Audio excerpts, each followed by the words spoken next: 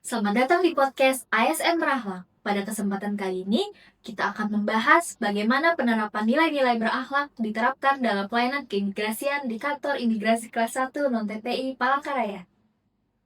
Betul.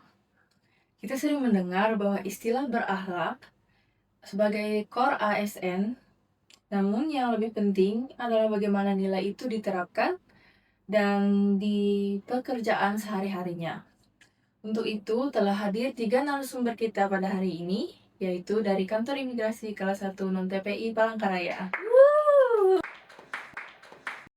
Kita mulai dari pelayanan informasi. Menurut Bapak, bagaimana penerapan nilai-nilai berorientasi pelayanan dan kompeten dalam tugas publikasi keimigrasian?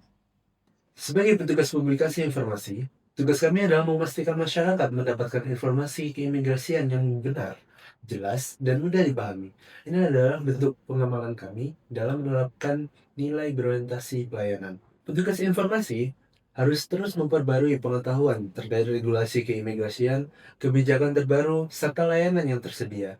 Dengan memahami prosedur dan aturan tersebut, maka informasi yang kami berikan kepada masyarakat menjadi lebih akurat. Jadi Pak, pelayanan yang baik harus diikuti oleh kompetensi yang memadai ya. Betul sekali, pelayanan yang cepat saja tidak cukup, tetapi harus benar dan sesuai dengan ketentuan yang berlaku. Nah, kita beralih kepada pelayanan paspor Mas Hosea ini.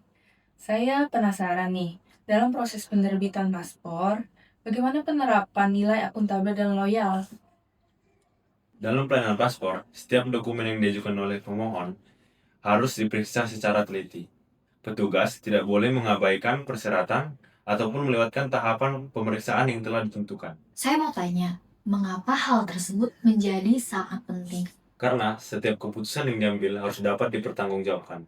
Inilah bentuk penerapan nilai akuntabel. Lalu Mas Hosea, saya penasaran nih, penerapan nilai loyal Mas yang Mas temuin di lapangan itu gimana ya Mas? Loyal berarti menjalankan tugas sesuai peraturan perundang-undangan serta menjaga integritas instansi.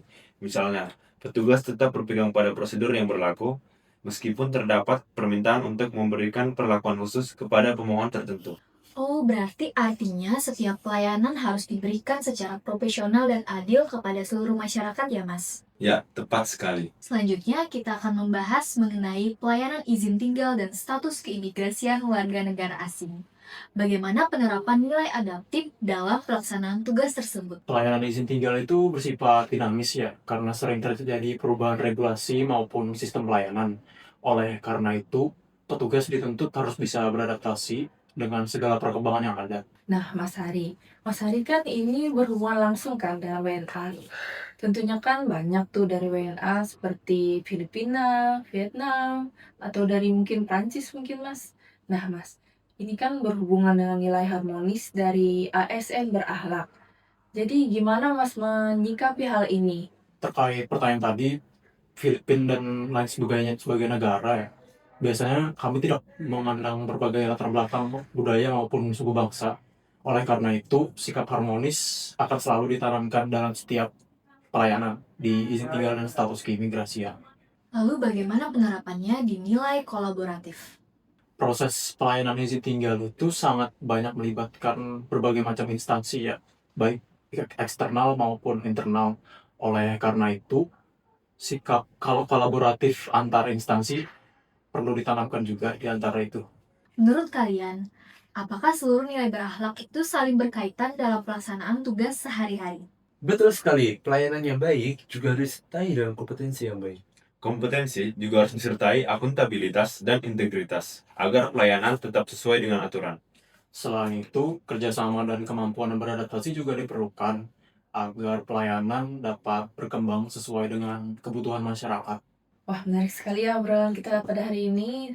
Dari diskusi kita sebelumnya, itu kita dapat memahami bahwa nilai dasar dari berakhlak ini tidak hanya menjadi pedoman, namun dapat juga menjadi penerapan dalam kehidupan kita sehari-hari dalam melakukan pelayanan kepada masyarakat. Baik itu dalam pelayanan permohonan paspor, perizinan pada WNA untuk izin tinggal di sini atau status keimigrasiannya, dan informasi pada layanan publik. Terima kasih kepada para narasumber yang telah memberikan informasi dan pengalamannya di sini.